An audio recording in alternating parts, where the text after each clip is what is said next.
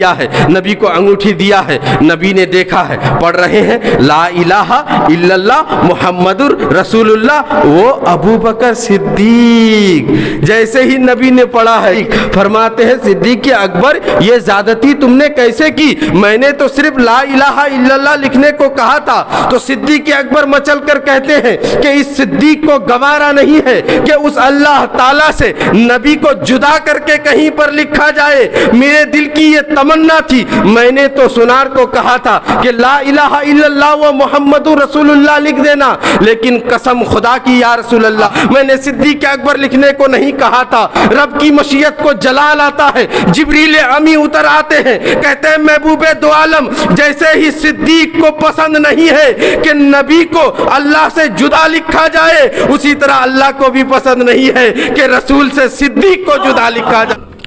چلو سب سے پہلے رب کا شکریہ ادا کیا جائے جس رب قدیر نے ہم تمام کو دھرتی میں امن چین سکون شانتی راحت استراحت کے ساتھ زندگی گزارنے کی توفیق عطا فرمائی۔ سارے مل کے کہیے آمین۔ اور درود نازل ہو اس نبی ہاشمی مطلبی جناب پاک احمد مجتبی محمد مصطفیٰ صلی اللہ تعالیٰ علیہ وسلم کے دربار گوہر بار میں، جس کی غلامی کا صدقہ ہم اور آپ راتوں دن اپنی زندگی میں اتار رہے ہیں۔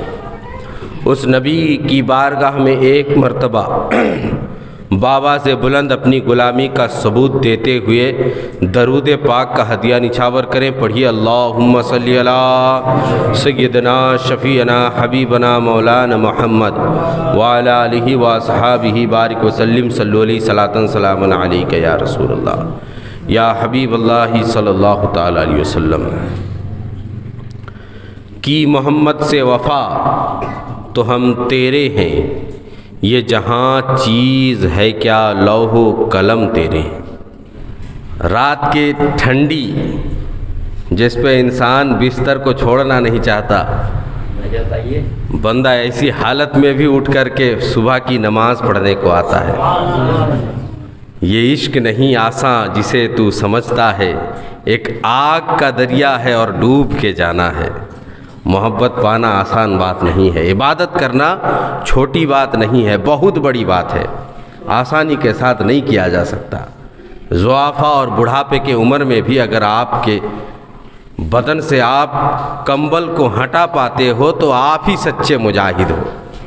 جسم کہتا ہے کہ کہاں جا رہا ہے، لیکن دل کہتا ہے کہ رب کے گھر جا رہا ہوں اور کہیں نہیں۔ تو ذرا تڑپ کے مچل کے سبحان اللہ کہیے۔ تو میں وہیں سے شروع کروں، بڑے محبت کے ساتھ آپ لوگ سنتے ہیں۔ اللہ تعالیٰ آپ کی محبت کو سلامت رکھے کہ حضرت ابو بکر صدیق نبی کو کاندھے پر لے کر غار کے دروازے تک پہنچے۔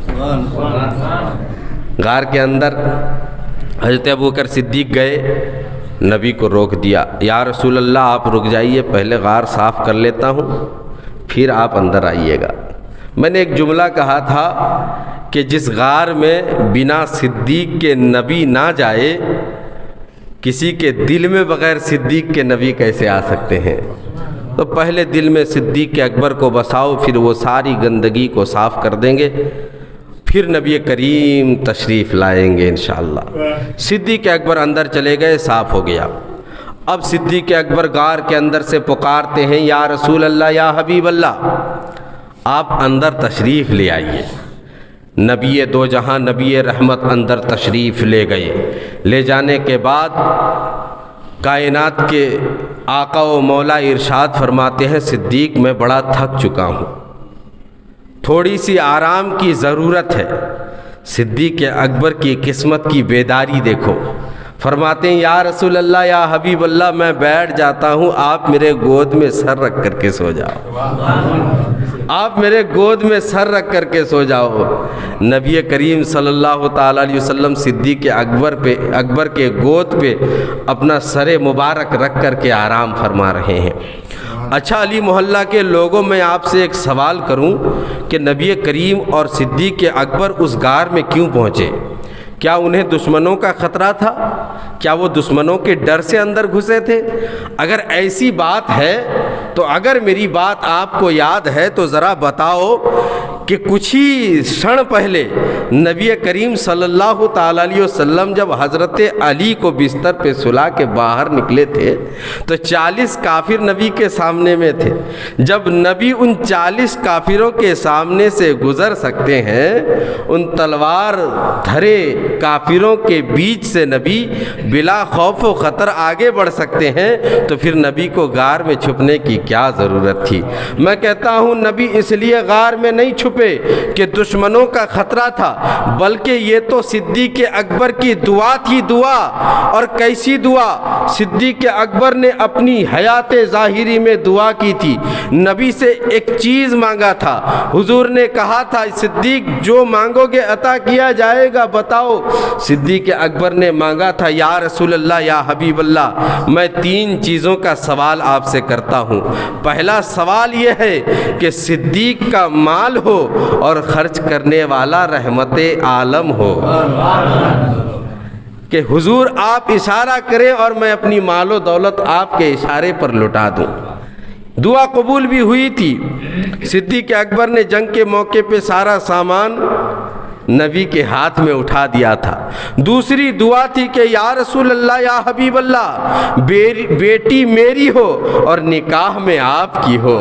آپ میری بیٹی سے نکاح کر لیں، آپ میری بیٹی سے نکاح کر لیں، آپ میرے داماد بن جائیں. اور صدیق اکبر کی یہ دعا بھی قبول ہوئی تھی. تیسرا سوال صدیق اکبر نے نبی سے کیا تھا یا رسول اللہ، یا حبیب اللہ، کہ صدیق کی آنکھیں ہو اور رحمت عالم کا جلوہ ہو. صدیق کی آنکھیں صرف آپ ہی کو دیکھتی رہے. 3 سوال ہوا تھا اور تینوں سوالوں کا جواب نبی نے صدیق اکبر کو دے دیا تھا، اپنے پیارے دوست کو دے دیا تھا. جو تیسرا سوال تھا کہ صدیق اکبر کی آنکھیں ہوں اور نبی کا چہرہ ہو، اس سوال کے جواب کو مکمل کرنے کے لیے نبی نے صدیق کو لے کر کے غار میں تشریف لایا تھا. صدیق اکبر کی آنکھ کھلی ہے. نبی صدیق اکبر کی گود میں سر رکھ کے سو گئے، چہرہ سامنے میں ہے. مصطفیٰ جان رحمت کی نگاہ نبوت بند ہے، صدیق اکبر کی محبت والی نگاہ کھلی ہے. صدیق اکبر من بھر کے، جی بھر کے حضور کی زیارت کرتے چلے جا رہے ہیں، حضور کو دیکھتے چلے جا رہے ہیں، محبت میں اضافہ کرتے چلے جا رہے ہیں. لیکن ماجرا کیا ہوتا ہے؟ صدیق اکبر نے تمام غاروں کو اپنا صحافہ کھول کر ایک ایک کر کے بند کر دیا. ایک سراغ بچ گیا تھا، توجہ چاہوں گا، ایک سراغ بچ گیا تھا. صدیق اکبر نے اپنا پاؤں اس پہ لگا دیا تھا، پاؤں کا لگانا تھا. لیکن قدرت الہی کا کرشمہ تو دیکھو، اس غار کے اندر 1000 سال سے ایک سانپ انتظار کر رہا ہے کہ میں نے سنا ہے کہ ایک دن رحمت دو عالم اپنے دوست کے ساتھ اس غار میں تشریف لائیں گے. میں ان کی زیارت کرنے کے خاطر اسی غار میں چھپ کر کے بیٹھا ہوا ہوں. وہ سانپ 1000 سال سے انتظار کر رہا ہے کہ کب صدیق اکبر اور رحمت دو عالم اس غار میں تشریف لائیں گے اور میں ان کو دیکھوں گا. لیکن صدیق اکبر نے تو خوف سے کہ حضور کو کوئی تکلیف نہ پہنچا دے اس خاطر تمام سوراخوں کو بند کر دیا تھا. ایک سوراخ میں پیر رکھ دیا، سانپ باہر نکلنے کی کوشش کر رہا ہے، تمام سوراخ بند ہے. ایک سوراخ میں دیکھا کہ انسانی قدم کا بوسہ، انسانی قدم کی حرارت آ رہی ہے، انسانی قدم کی گرماہٹ آ رہی ہے. تو سانپ نے سوچا کہ اگر میں اسے ڈس لیتا ہوں، اگر میں اسے کاٹ لیتا ہوں تو وہ پاؤں ہٹا دیں گے اور میں نبی کی زیارت کر لوں گا، میرے 1000 سال کی تمنا میں پوری کر لوں گا. اب سانپ باہر آنے کو بے قرار ہے، مچل رہا ہے، تڑپ رہا ہے. رحمت دو عالم کے چہرے کو کیسے دیکھا جائے؟ 1000 سال سے میں انتظار کر رہا ہوں. میں یہیں پر رک کر ایک شعر کہہ دوں کہ 1000 سال سے نرگس اپنی बेनूरी पर रोती रही, बड़ी मुश्किल से होता है चमन में दीदवर पैदा, बड़ी मुश्किल से होता है देखने वाला पैदा। वो सांप 1000 साल से इंतजार कर रहा है, या रसूल अल्लाह, या हबीब अल्लाह, कब आप तशरीफ लाएं। सिद्दीक अकबर ने रास्ता रोक दिया है, रास्ता बंद कर दिया है, सांप बाहर निकलने को तैयार है।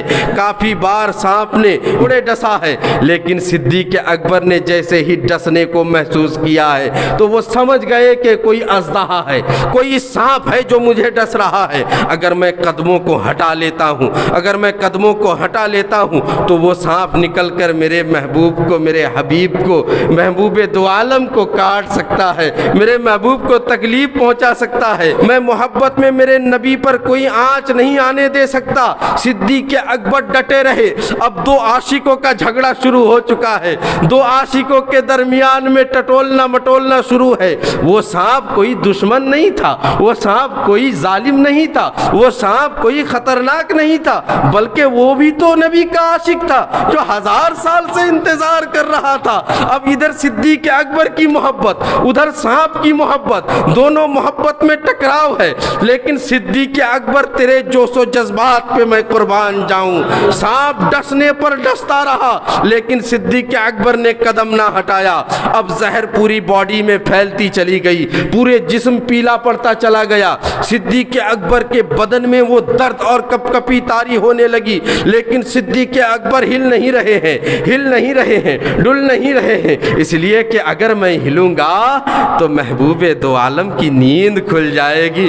कैसे हो सकता है कि मैं महबूब को आधी रात में जगा दूं? ऐसा नहीं हो सकता। सिद्दीक अकबर के जिस्म में जब तक जान है, महबूबे दो आलम की नींद खराब नहीं हो सकती है। सिद्दीक अकबर डटे रहे, सांप के जहर को बर्दाश्त करते रहे, लेकिन आंखों को संभाल ना सके, आंखों को बचा ना सके। वो आंखों से आंसू मोती बन करके हुजूर के रुखसार पर टपक रहे थे। सिद्दीक अकबर मचल कर कह रहे होंगे कि ए आंख, तू आज रुक जा, अपने आंसू को मत टपका। लेकिन आंसू भी पुकार रहा होगा, सिद्दीक जरा मुझे टपकने की इजाजत दे दो, रहमते दो आलम के चेहरे तक पहुंचने की इजाजत दे दो।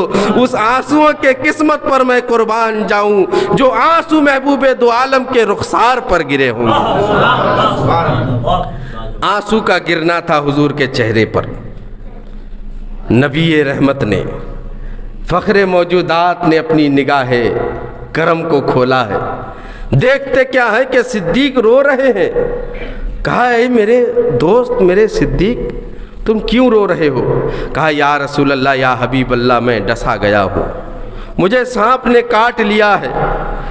कहा, तुम कदम को क्यों नहीं हटाते? कहा, हुजूर आपको कहीं तकलीफ ना पहुंचा दे। कहा, सिद्दीक अकबर, तुम पैरों को हटा लो, पैरों को हटा लो, इसीलिए कि तुम जैसे मुझसे मोहब्बत करते हो वो सांप भी उसी तरह मुझसे मोहब्बत करता है, वो मुझसे मुलाकात करना चाहता है, वो तुम्हारा दुश्मन नहीं है। इतना कहना था, सिद्दीक अकबर ने अपने कदमों को हटा लिया है। सांप बाहर निकलकर हुजूर की ज़ियारत कर रहा है। इधर सिद्दीक अकबर को तड़प हो रही है, इधर सिद्दीक अकबर बिलक रहे हैं, सांप के जहर से पीला पड़ रहे हैं। नबी करीम सल्लल्लाहु ताला अलैहि वसल्लम ने अपना लुआब दहन लिया है और सिद्दीक अकबर के काटे हुए जगह पर लगा दिया। फौरन राहत मिल गई, फौरन आराम हो गया, फौरन चैन मिल गया। कुर्बान जाऊं उस लुआब दहन पर। अगर एक थूक में इतना पावर हो कि 1000 साल पुराना सांप के जहर को चंद मिनट में ख़त्म कर सके, तो वजूद नबूवी में कितना पावर होगा इंशाअल्लाह। तो मेरे दोस्तों, सोचने की कोशिश करें। सिद्दीक अकबर ने पाँव को दिखाया है, हुजूर ने लुआब दहन सिद्दीक अकबर के काटे हुए जगह पर लगा दिया है। इधर सांप भी ज़ियारत कर रहा है, इधर सिद्दीक अकबर भी ज़ियारत कर रहे हैं। उस सांप के काटने ने सिद्दीक अकबर के बदन पे तमाम पानी को सुखा दिया। सिद्दीक अकबर को प्यास लगी है, प्यास की तड़प से सिद्दीक अकबर मचलते हुए फरमाते हैं, या रसूल अल्लाह, या हबीब अल्लाह, मुझे बड़ी प्यास लगी है, मुझे पानी अता कर दें। तो नबी करीम सल्लल्लाहु ताला अलैहि वसल्लम इरशाद फरमाते हैं, ऐ सिद्दीक, चले जाओ, गार के बीच में तुम्हारे लिए पानी रखा हुआ है। मेरे दोस्तों, अगर आप किसी घर को साफ करते हैं, اس کے جھول جھاڑتے ہیں، اس کے کوڑے کرکٹ کو اٹھاتے ہیں، جھاڑو مارتے ہیں، اس کے ایک ایک سوراخوں کو آپ جانتے ہیں، تو بتاؤ کیا آپ کو معلوم نہیں ہوگا کہ اگر اس گھر میں کہیں پانی ہو تو آپ کو معلوم ہوگا؟ لیکن صدیق اکبر نے پورے گفا کو صاف کیا ہے، پورے غار کو صاف کیا ہے۔ انہوں نے پانی کہیں نہیں دیکھا، لیکن جب محبوب نے کہا بیچ غار میں تمہارے لیے پانی رکھا ہوا ہے، عاشق ہو تو ایسا ہو، سوال نہیں کیا یا رسول اللہ میں نے غار صاف کیا ہے، پانی کہیں نہیں تھا، یہ نہیں کہا صدیق اکبر نے۔ کیا کہتے ہیں کہ نبی نے فرما دیا ہے تو پانی ضرور ہوگا۔ چلے ہیں صدیق اکبر غار کے بیچ میں، جب غار کے بیچ میں پہنچے تو دیکھا کہ پانی رکھا ہوا ہے۔ صدیق اکبر کو بڑی پیاس لگی تھی، پیاس کی تڑپ کے مارے صدیق اکبر نے پانی کو جیسے ہی ہاتھ میں اٹھایا ہے، پانی کو اٹھانا تھا، ہاتھ میں محسوس کرتے ہیں کہ یہ پانی تو برف سے زیادہ ٹھنڈا ہے۔ ذرا مچل کے کہو سبحان اللہ۔ چہرے کے طرف لانا تھا، دیکھتے کیا ہے کہ پانی تو دودھ سے زیادہ سفید ہے۔ ناک کے قریب لایا ہے، دیکھتے کیا ہے کہ یہ پانی نہیں ہے بلکہ مشک سے زیادہ خوشبودار ہے۔ جیسے ہی ہونٹوں سے لگانا تھا، جیسے ہی اس پانی کے مزے کو چکھنا تھا، فرماتے ہیں کہ یہ پانی نہیں، یہ تو شہد سے زیادہ میٹھا ہے۔ پانی کو پیتے ہیں، سیراب ہوتے ہیں، واپس چلے آتے ہیں۔ آنے کے بعد نبی کریم مسکرا کر کہتے ہیں صدیق پانی کیسا لگا؟ کہا یا رسول اللہ، یا حبیب اللہ، اس سے پہلے ایسا پانی میں نے کبھی نہیں پیا تھا۔ کہا پانی کیسا تھا؟ کہا پانی کی 4 صفتیں تھیں۔ پانی دودھ سے زیادہ سفید تھا، برف سے زیادہ ٹھنڈا تھا، مشک سے زیادہ خوشبودار تھا اور شہد سے زیادہ میٹھا تھا۔ کہا ایسا پانی میں نے کبھی نہیں پیا ہے۔ کہا صدیق یہ پانی کہاں سے آیا ہے؟ کہا میرے ماں اور باپ آپ پر قربان جائیں یا رسول اللہ، اللہ ہی جانتا ہے اور اس کا رسول ہی بہتر جانتا ہے۔ یہ پانی تمہارے لیے جنت سے لایا گیا ہے، یہ پانی تمہارے لیے جنت سے لایا گیا ہے۔ صدیق اکبر رونے لگے، مچلنے لگے۔ دوستو یہ پانی صرف صدیق اکبر کو ملا ہے اور حضور کی امی جان حضرت آمنہ کو وہ پانی عطا کیا گیا تھا۔ جب حضور حضرت آمنہ کے گود میں تشریف لائے تھے تو جنت کے فرشتے ان کے لیے بھی وہی پانی لائے تھے جو دودھ سے زیادہ سفید تھا، جو برف سے زیادہ ٹھنڈا تھا، مشک سے زیادہ خوشبودار اور شہد سے زیادہ میٹھا تھا۔ صدیق اکبر فرماتے پانی کہاں سے آیا؟ حضور فرماتے ہیں کہ یہ پانی جنت سے لایا گیا ہے۔ صدیق اکبر رونے لگے، تڑپنے لگے، یا رسول اللہ، یا حبیب اللہ، آج قحافہ کے بیٹے کی اتنی جرت ہو گئی ہے کہ آج اس کے لیے جنت سے پانی آ رہا ہے۔ تو حضور ارشاد فرماتے ہیں، میرے اس جملے کو نوٹ کر لو، حضور ارشاد فرماتے ہیں کہ صدیق اگر کسی کے دل میں تمہارا بغض ہو اور وہ تمام نیکیاں اکٹھا کر کے لائے تو تمہارے لیے اس کے دل میں بغض کا ہونا، دشمنی کا ہونا اسے جنت نہیں دلا سکتا، لیکن اس کے پاس گناہ ہو اگر تیری محبت کو لے کر آئے گا تو قیامت میں اسے شفاعت نصیب ہو جائے گی۔ کہا تیری شان تو ایسی ہے، اور کیسے نہ ہو صدیق اکبر کی شان۔ آج کل لوگ خلفائے راشدین میں جھگڑا کرا رہے ہیں۔ کوئی کہتا ہے میں علی کو مانوں گا، صدیق اکبر کو نہیں مانوں گا۔ کوئی کہتا ہے عثمان غنی کو مانوں گا، حضرت امیر معاویہ کو نہیں مانوں گا۔ اے میرے دوستو، 4 یار حق ہے، سارے یار حق پر ہیں۔ اگر کسی ایک کو چھوڑو گے تو جنت کا راستہ بھول بیٹھو گے، سبوں کو ساتھ میں لے کر کے جانا ہے۔ اور میں کہنا چاہتا ہوں ان غداروں کو جو نفرتیں پھیلاتے ہیں، جو صحابہ کے اندر اختلاف پیدا کرتے ہیں، غداروں سنو، ایک مرتبہ حضرت ابوبکر صدیق ارشاد فرماتے ہیں کہ علی تم کو تو رسول نے جنت کا ٹکٹ عطا کر دیا ہے، تم جسے چاہو جنت عطا کر سکتے ہو، جنت کا پروانہ دلا سکتے ہو۔ تو حضرت علی فرماتے ہیں کہ ٹکٹ اسی کو ملے گی جس کے دل میں صدیق کی محبت ہوگی۔ تو دوست 4 یار حق پر ہے، سب کو ماننا ہے، سب کی حقانیت کے ساتھ چلنا ہے۔ انشاءاللہ ہم تمام صحابہ سے محبت کرنے والے ہیں، کسی صحابہ کو ہم غلط نہیں کہتے، یہی اہل سنت الجماعت کا عقیدہ ہے۔ اکبر کو نبی کریم صلی اللہ تعالیٰ علیہ وسلم سے جدا نہیں کیا جا سکتا۔ جہاں دیکھو صدیق اکبر نبی کے ساتھ ہے۔ نبی کے ساتھ اگر کسی کو دیکھنا ہے تو صدیق اکبر کو دیکھو۔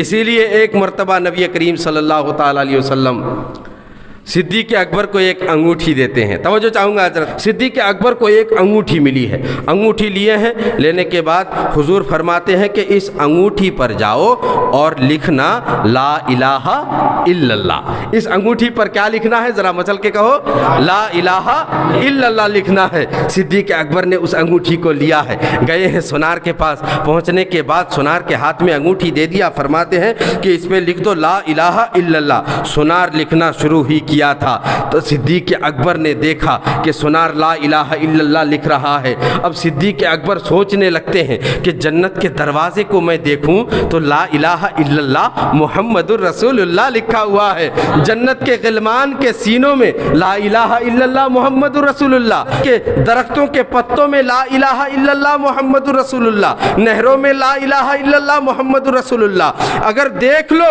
تو ہر مومن کے دل میں لا الہ الا اللہ محمد رسول اللہ۔ جب اللہ سے نبی کہیں پر جدا نہیں تو اس انگوٹھی پر کیسے جدا ہو سکتا ہے؟ اے سونار رک جا، اس پہ تو صرف لا الہ الا اللہ مت لکھنا، اس پہ لا الہ الا اللہ و محمد رسول اللہ لکھ دے۔